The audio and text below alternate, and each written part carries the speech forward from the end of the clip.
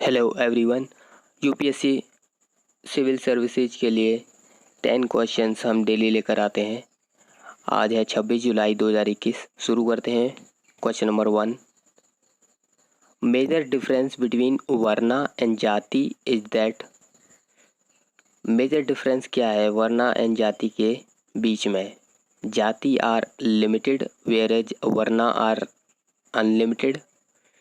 जाति are only 4 and whereas varna are many. Jati 4 नहीं है, जाति बहुत ज़्यादा है, वर्ना है 4, तो सी करेक्ट हो जाएगा। वर्नाज आर ओनली 4 वेरेज जाति आर मैनी। तो कई तरह की जाति पाई जाती हैं लेकिन वर्ना 4 ही हैं। The 4 division of society Brahmins, Kshatriya, Vaishya and Shudra और the varna system was thoroughly establish during the later Vedic period. Later Vedic period में ये इस्टेब्लिश हो गया था। Consider the following: Calcutta Unitarian committee, tabernacle of new dispensation, Indian reform association. इसमें से केशव चंद्र सेन किससे एसोसिएट करते हैं? केशव चंद्र सेन इस्टेब्लिश करते हैं tabernacle of new dispensation and Indian reform association, क्योंकि कलकत्ता यूनिटेरियन कमेटी को इस्टेब्लिश किया था राजा राम मोहन रॉय ने। तो इसका हो जाएगा 2 और 3।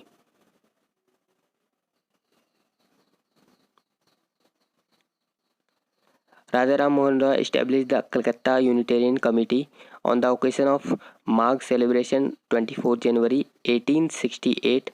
Keshav Chandra Sen led the foundation stone of Mandir called Tabernacle of New Dispensation. Indian Reform Association was formed in 1870 with Keshav Chandra Sen as president. Indian reform association 1870 में बनाया था, केशव चंद्र इसके प्रेसिडेंट थे। In Mughal paintings, one notices the adoption of principle of foreshortening, whereby near and distant people and things could be placed in perspective. This was due to the influence of the।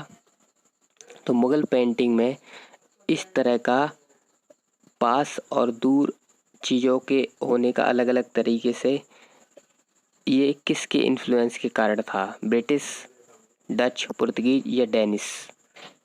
तो ये था Portuguese. Mughal paintings school from Persian influence had been developed during the period of Akbar. Jaswant and Daswant were 2 of the famous painters of Akbar court. Jaswant और Daswant 2 famous painter थे अकबर के court में। Which of the following is correct about Rajya Sabha? Rajya Sabha के बारे में correct बताना है। 1/3 of its member retire every year. 1/3 इसके मेंबर रिटायर होते हैं लेकिन every second year. B, retiring members are not eligible for reelection. Retiring member कितनी भी बार री इलेक्शन के लिए एलिजिबल होते हैं और री नॉमिनेशन भी हो सकते हैं, तो बी गलत है। C, chairman of Rajya Sabha is not a member of the house. ये सही है। राज्यसभा का जो चेयरमैन होता है वो वाइस प्रेसिडेंट होता है, वो मेंबर नहीं होता है हाउस का। Each member is elected for a term of 6 year. हर एक मेंबर राज्यसभा का 6 ईयर के लिए आता है और यह टर्म कॉन्स्टिट्यूशन में मेंशन नहीं किया गया है। ये रिप्रेजेंटेशन ऑफ पीपल एक्ट 1951 में दिया है। और vice president of India is the ex officio chairman of Rajya Sabha, ये तो हमें पता है। Who of the following had immense faith in the capacity of masses to participate and make sacrifices? तो इनमें से किसको बहुत ज़्यादा भरोसा था कि जो लोग हैं उनकी कैपेसिटी पे और वो सेक्रीफाइस कर सकते हैं? मॉडरेट्स को या एक्सट्रीमिस्ट को या दोनों को? तो ये भरोसा था एक्सट्रीमिस्ट को। द एक्सट्रीमिस्ट या गरम दल gain the dominate influence over the स्वदेशी मूवमेंट इन बंगाल आफ्टर 1905, और 1908 तक ये काफ़ी एक्टिव रहे। स्वदेशी मूवमेंट में ये गरम दल के लोग निकल के आए थे। It is also known as the era of passionate nationalist. Lal Pal और तिलक, लाल बाल पाल इनमें से काफ़ी इम्पोर्टेंट लीडर रहे थे। The word secular denotes, word secular का मीनिंग क्या होता है? Keeping away from all religions, freedom of religion and worship of all citizen, belief in God या प्रैक्टिसिंग डिफरेंट रिलीजन। सेकुलर को हम पढ़ते पढ़ते इसका लिटरल मीनिंग भूल जाते हैं। सेकुलर का लिटरल मीनिंग होता है keeping away from all religions, religion से बिल्कुल दूर रहना, अलग रहना, यही सेकुलर का मीनिंग होता है, लिटरल मीनिंग होता है। Secular literally means not connected with religious और स्पिरिचुअल मैटर्स, जिसका रिलीजियस मैटर से कोई लेना देना नहीं है वो सेकुलर कहलाएगा। Union of India established the fact that India was secular since the formation of the Republic. The judgment established that there is separation of state and religion. हमारा इंडिया सेकुलर कंट्री है। It stated in matters of state, religion has no place. However, India का जो secularism है वो completely separate नहीं करता है state को से। Economic growth in country X will necessarily have to occur if, economic growth एक कंट्री एक्स का होगा ही होगा अगर there is technical progress in the world economy, अगर टेक्निकल प्रोग्रेस हो रहा है तो ज़रूरी नहीं कि इकोनॉमिक ग्रोथ होगा ही होगा। There is population growth in X, ये तो बेकार ऑप्शन है, पॉपुलेशन ग्रोथ होगा तो इकोनॉमिक ग्रोथ होगा ये तो ज़रूरी नहीं है। There is capital formation in X, yes ये होगा। कैपिटल फॉर्मेशन अगर होता है किसी भी तरीके का, चाहे वो पैसों का होता है चाहे ह्यूमन कैपिटल का फॉर्मेशन होता है, तो उससे इकोनॉमिक ग्रोथ आएगा।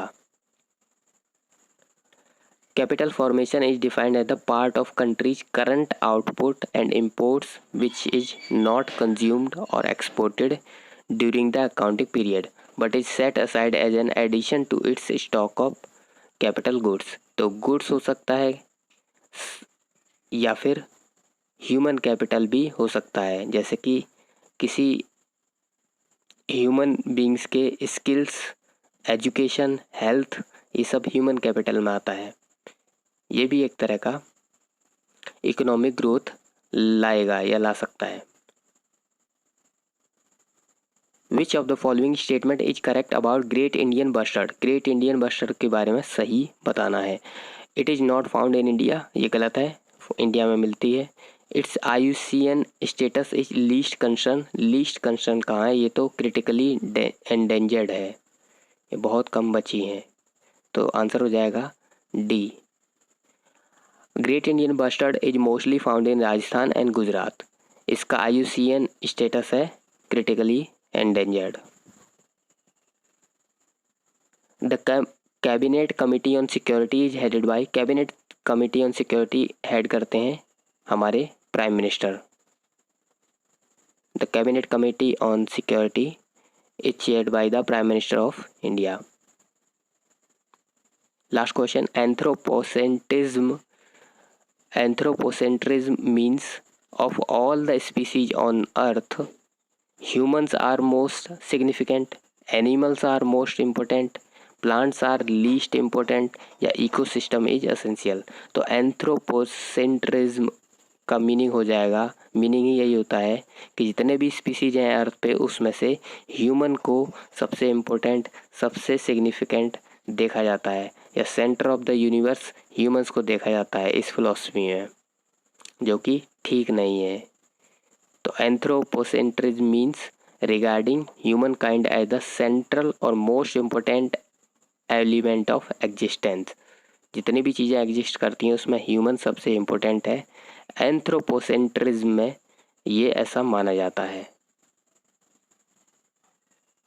हमें सपोर्ट करने के लिए आप सब्सक्राइब कर सकते हैं, हमारे CFPF की सीरीज के क्वेश्चंस ज़्यादा हैं वहाँ पर आप लगा सकते हैं। That is all for today. Thank you.